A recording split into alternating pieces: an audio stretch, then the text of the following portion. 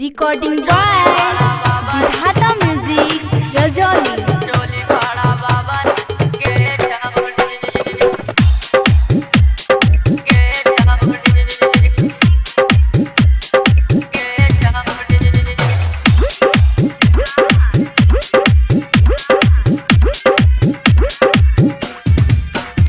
रजौली के लहंगा फतेहपुर में महंगा करावनी गे छौड़ी।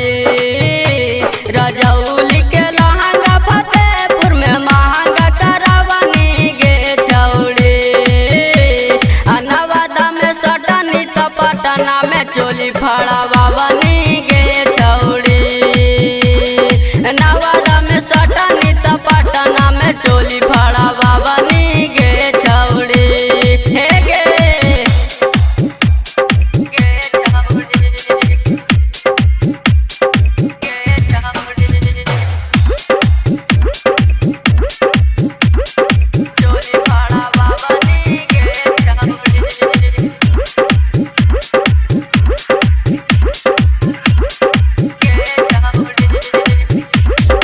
अकबरपुर सिरदल्ला में केहू नहीं बोले, डूमर कुल कुम्हारुआ में फाड़ी तोहर चोले।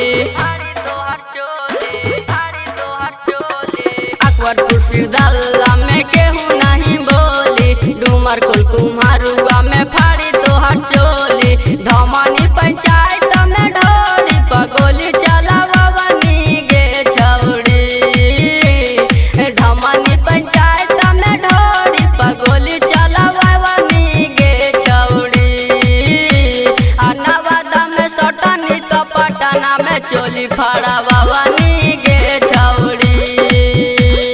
नवादा में सटनी तो पटना में चोली फड़ावनी गे छौड़ी।